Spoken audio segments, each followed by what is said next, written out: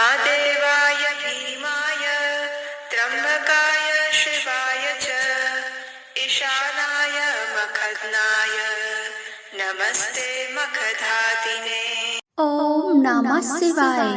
श्री शिवाय नमस्तवम। आप सभी का दिन शुभ हो।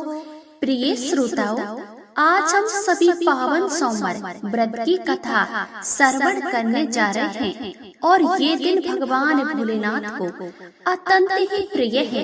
कहा गया है कि आज के दिन जो भी भक्त श्रद्धा और भक्ति से सोमवार का व्रत करके शिवलिंग पर गंगा जल, दूध, बेलपत्र और धतूरा और अक्षत चढ़ाकर शिव जी की पूजन करके कथा का श्रवण करता है, उसके सभी पाप नष्ट हो जाते हैं और जीवन में सुख, समृद्धि, संतान, सौभाग्य और अंत में मोक्ष की प्राप्ति होती है। आइए कथा से पहले हम सभी भगवान का ध्यान करें। हे भोलेनाथ, आप कैलाशपति हैं, माता पार्वती के प्रीतम, कार्तिकेय और गणेश जी के पिता हैं। आप ही महाकाल हैं, आप ही जगत के पालनहार हैं। आपके चरणों की वंदना करने मात्र से जन्म जन्मांतर के पाप नष्ट हो जाते हैं। हे देवादिदेव महादेव, इस पावन सोमवार व्रत में हम संपूर्ण मन, वाणी और कर्म से आपका ध्यान कर रहे हैं। हम सभी अपनी कृपा दृष्टि बनाए रखें, हमारे जीवन से अज्ञान, अहंकार और पाप का नाश करें और हमें धर्म, अर्थ का, मोक्ष का, चारों पुरुषार्थों की सिद्धि प्रदान करें। ओम नमः शिवाय। एक बार किसी नगर में एक साहूकार था। उसके घर में धन की कोई भी कमी नहीं थी, लेकिन कोई संतान न होने के कारण वह बड़ा दुखी था। संतान प्राप्ति के लिए वह हर सोमवार को व्रत रखता और पूरी श्रद्धा के साथ शिव मंदिर जाकर भगवान शिव जी और माता पार्वती की पूजा किया करता था। उसकी भक्ति को देखकर एक दिन माँ पार्वती प्रसन्न होकर भगवान शिव जी से साहूकार की और मनोकामना पूर्ण करने की निवेदन करती है और पार्वती के आग्रह पर भगवान शिव जी ने कहा, हे देवी, इस संसार में हर प्राणी को उसके कर्मों का फल मिलता है और जिसके भाग्य में जो हो उसे भोगना ही पड़ता है। लेकिन पार्वती जी ने साहूकार की भक्ति देखकर उसकी मनोकामना पूर्ण करने की इच्छा व्यक्त की। माता पार्वती के आग्रह पर भगवान शिव जी ने साहूकार को पुत्र प्राप्ति का वरदान तो दिया, लेकिन उन्होंने बताया कि ये बालक केवल 12 वर्षों तक ही जीवित रहेगा। माता पार्वती और भगवान शिव जी की इस बात को साहूकार सुन रहा था, इसलिए उसे ना तो इस बात की खुशी हुई और ना ही कोई दुख, बल्कि वह पहले की तरह ही शिव जी की पूजा करता रहा। कुछ समय के बाद साहूकार की पत्नी ने एक पुत्र को जन्म दिया। जब वह बालक 11 वर्ष का हुआ तो उसे पढ़ने के लिए काशी भेज दिया गया। साहूकार ने पुत्र के मामा को बुलाकर और उसे बहुत सारा धन देते हुए कहा कि तुम इस बालक को काशी विद्या पढ़ने के लिए लेकर जाओ। तुम लोग रास्ते में यज्ञ कराते जाना और ब्राह्मणों को भोजन दक्षिणा देते हुए जाना। तो मामा और भांजे इसी तरह यज्ञ कराते हुए और ब्राह्मणों को दान दक्षिणा देते हुए काशी नगरी में निकल पड़ते हैं। इस दौरान रात में एक नगर पड़ा, जहाँ नगर के राजा की कन्या का विवाह था, लेकिन जिस राजकुमार से उसका विवाह होने वाला था वो एक आंख से काना था, बल्कि एक आंख से काना। राजकुमार के पिता ने अपने पुत्र के काना होने की बात को छुपाने के लिए सोचा, क्यों ना उस साहूकार के पुत्र को दूल्हा बनाकर राजकुमारी से विवाह करा दूं। और विवाह के बाद भी इसको धन देकर विदा कर दूंगा। राजकुमारी को अपने नगर ले जाऊंगा। लड़के को दूल्हे के वस्त्र पहनाकर राजकुमारी से विवाह करा दिया। साहूकार का पुत्र ईमानदार था, उसे ये बात सही नहीं लगी, इसीलिए उसने अवसर पाकर राजकुमारी के दुपट्टे पर लिख दिया कि तुम्हारा विवाह तो मेरे साथ हुआ है, लेकिन जिस राजकुमारी के साथ तुम संग तुम्हें भेजा जाएगा वो एक आंख से काना है, तो वह कांसी विद्या पढ़ने जा रहा। जब राजकुमारी ने चुंदरी पर लिखी बातें पढ़ी तो उसने अपने माता पिता ये बात बताई। राजा ने अपनी पुत्री को विदा नहीं किया। फिर बारात वापस चली गई। दूसरी ओर साहूकार का पुत्र और उसका मामा काशी पहुँचे और वहाँ जाकर उन्होंने यज्ञ किया। जिस दिन साहूकार का पुत्र 12 वर्ष का हुआ, उसी दिन भी यज्ञ आयोजन था। लड़के ने अपने मामा से कहा, मेरी तबीयत कुछ ठीक नहीं है। मामा ने कहा, तुम अंदर जाकर आराम करो। भगवान शिव जी के वरदान अनुसार कुछ ही देर में उस बालक के प्राण निकल गए। मृतक भांजे को देखकर उसके मामा ने विलाप करना शुरू कर दिया। संयोग से उसी समय भगवान शिव और माता पार्वती उधर से जा रहे थे। पार्वती जी ने भोलेनाथ से कहा, हे स्वामी, मुझे इसके रोने का स्वर सहन नहीं हो रहा है। आप कृपया इस व्यक्ति के कष्ट को अवश्य दूर कीजिए। जब भगवान शिव मृतक बालक के समीप गए तो वह बोले, ये तो उसी साहूकार का पुत्र है जिसे मैंने 12 वर्षों की आयु का वरदान दिया। अब आज इसकी आयु पूरी हो चुकी है, लेकिन मर्द भाव से विभोर माता पार्वती जी कहने लगी, हे महादेव, आप इस बालक को और आयु देने की कृपया करें, नहीं तो इसके वियोग में इसकी माता और पिता तड़प तड़प कर मर जाएंगे। माता पार्वती के पुण्य आग्रह पर भगवान शिव जी ने उस लड़के को जीवित होने का वरदान दिया। शिव जी की कृपा से वह लड़का जीवित हो गया। शिक्षा पूरी करके लड़का मामा के साथ अपने नगर की ओर वापस चल पड़ा। दोनों चलते हुए उसी नगर में पहुँचे जहाँ उसका विवाह हुआ था। उस नगर में भी उन्होंने यज्ञ का आयोजन किया। उस लड़के के ससुर ने उसे पहचान लिया और महल में ले गए, जहाँ जाकर उसकी खूब भगत की और अपनी पुत्री को धूमधाम से विदा कर दिया। इधर साहूकार और उसकी पत्नी भूखे प्यासे रहकर अपने बेटे की प्रतीक्षा कर रहे थे। उन्होंने प्रण किया रखा था कि अगर उन्हें अपने बेटे की मृत्यु पर समाचार मिला तो वह भी अपने प्राण त्याग देंगे, परंतु अपने बेटे के जीवित होने का समाचार पाकर वे बेहद ही प्रसन्न हुए। उसी रात भगवान शिव जी ने साहूकार के स्वर में आकर कहा, हे शरणी, मैंने तेरे सोमवार के व्रत करने और व्रत कथा सुनने से प्रसन्न होकर तेरे पुत्र को लंबी आयु प्रदान की है। इसी प्रकार जो कोई सोमवार का व्रत करता है या कथा सुनता है और पढ़ता है, उसके सभी दुख दूर होते हैं और सभी मनोकामनाएं पूर्ण होती हैं।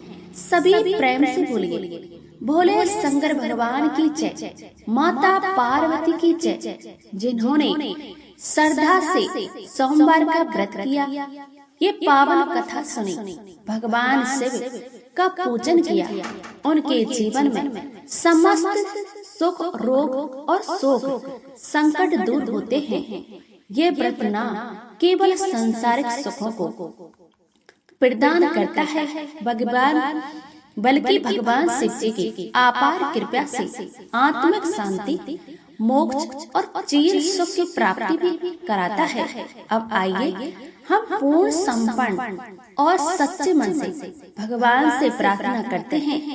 हे नीलकंठ, भगवान शिव, आप भोले हैं, दयालु हैं, आशुतोष हैं। हमने जो कुछ भी पूजा, व्रत और कथा श्रवण किया, उसमें यदि कोई भी सृष्टि रह गई हो तो क्षमा करें।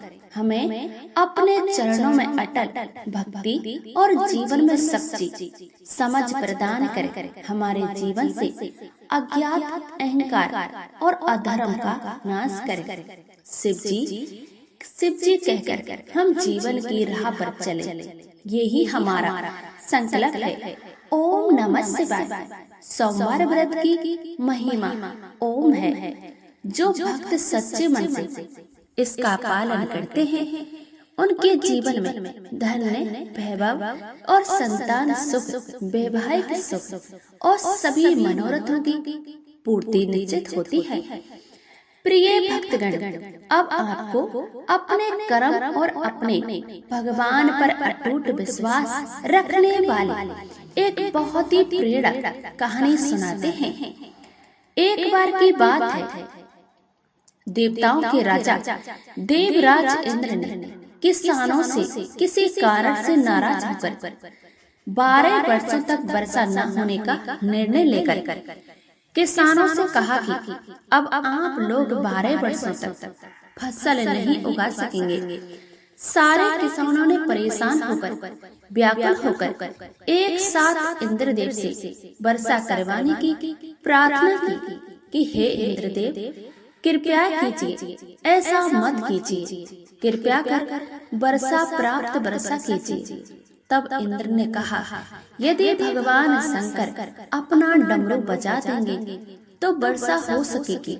किसानों ने बार बार विनती करने पर देवराज इंद्र ने किसानों को ये उपाय बताया, लेकिन साथ में गुप्त बंता करके भगवान शिव जी से भी आग्रह कर दिया कि आप किसानों से सहमत बिल्कुल मत होइएगा।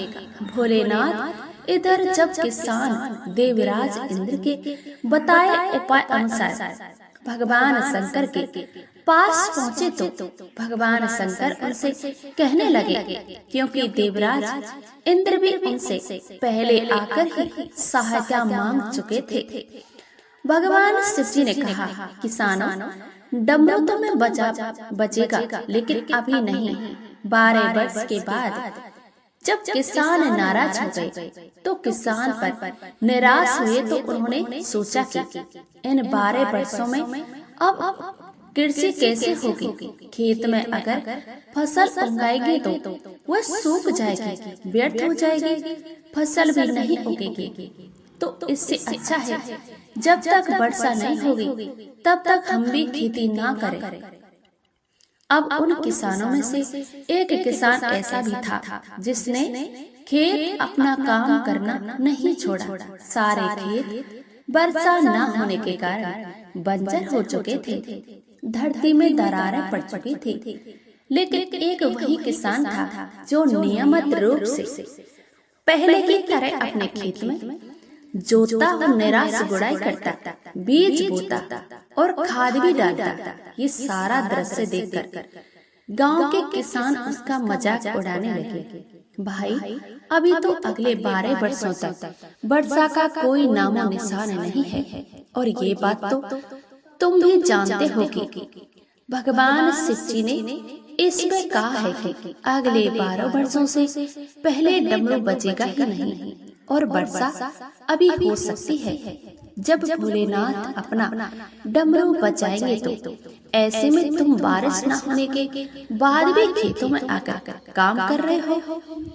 इससे तुम्हारा समय भी व्यर्थ हो जाएगा, बर्बाद हो रहा है, और तुम्हारी मेहनत भी बर्बाद हो रही है, और तुम्हारा धन तो बर्बाद हो ही रहा है। लेकिन उस किसान ने पता है क्या कहा? उसने उन बाकी किसानों से कहा, हाँ, आपकी बात सही है, मैं भी जानता हूँ कि 12 वर्षों तक फसल नहीं उगने वाली, वर्षा नहीं होने वाली, लेकिन मैं ये काम तो केवल अपने अभ्यास के लिए कर रहा हूँ, क्योंकि अगर 12 साल तक हम खेती नहीं करेंगे, हल नहीं चलाएंगे, गुड़ाई निराई नहीं करेंगे, तो मैं खेती किसानी का काम तो भूल ही जाऊंगा।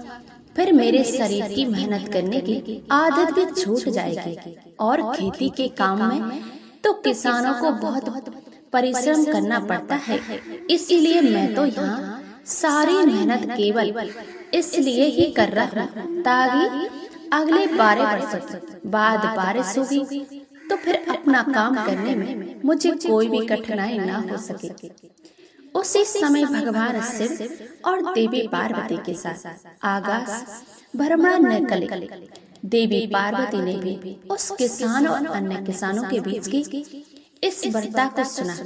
सारी बात सुनने के बाद देवी पार्वती भगवान शिव जी से विनम्र स्वर में बोली, प्रभु देखो, आपने ये किसान अपने खेत में परिश्रम इसलिए कर रहा है ताकि ये लगातार 12 वर्षों तक वर्षा होने के कारण कहीं अपनी मेहनत करना ना भूल जाए, कहीं हल चलाना ना भूल जाए, कहीं खेती किसानी का काम ही ना भूल जाए।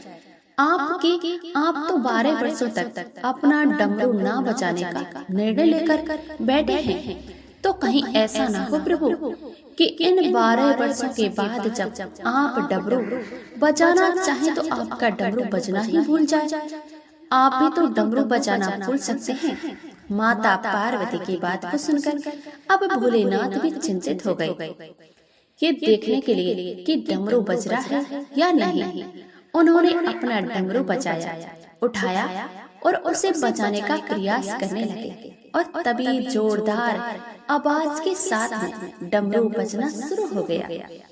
देखते ही देखते आसमान में काली घटाएं छा गई, तेजी बारिश शुरू हो गई और जो किसान अपने खेत में हर दिन नियम से अपना काम कर रहा था, उसके खेत में भरपूर फसल आ गई, क्योंकि उसने भी अभी कुछ दिन पहले ही जुताई करके उसने अपने खेत में बीज बोए थे। अब वर्षा होने के कारण कुछ ही दिनों में उसके खेत में हरी भरी हल चलाती हुई फसल खड़ी हो गई और बाकी के किसान जो केवल अपना हाथ पर हाथ धरे बैठे थे, वो सोच रहे थे कि अगले 12 वर्षों तक तो वर्षा नहीं होगी। और जब ये बात भली भांति पता है तो ऐसे में सूखे खेतों में भला परिश्रम करना, अपना समय बर्बाद करने से क्या फायदा होगा। अब वे किसान पछतावा करने लगे और उधर किसान को अपनी फसल का भरपूर लाभ मिला। जो किसान अपने मन में सकारात्मक सोच लेकर बैठा था, ऐसा ही होता है। कभी कभी हम अपने जीवन में चल रही परेशानियों से बहुत परेशान हो जाते हैं। हम किसी काम के लिए मेहनत कर रहे होते हैं, तो जब हमारी उस मेहनत का फल हमें नहीं मिलता तो हम लगातार काम करते जाते हैं, लगातार प्रयास करते जाते हैं, फिर भी हम मेहनत का फल नहीं मिलता है। तो फिर एक समय ऐसा भी आता है कि हम थक। सभी प्रेम से बोलिए जय भोलेनाथ की, हर हर महादेव, जय पार्वती मैया की। कथा समाप्त। प्रिय भक्तगणों, ये थी आज की वीडियो। आपको कैसी लगी कमेंट करके जरूर बताइएगा और कमेंट में हर हर महादेव अवश्य लिखिएगा। अगर आप इस चैनल पर नए हैं तो चैनल को सब्सक्राइब करके बेल आइकन घंटी को प्रेस कर दीजिए और एक लाइक अवश्य कीजिएगा। मिलते हैं अगली वीडियो में, तब तक के लिए राधे राधे, हरे कृष्णा।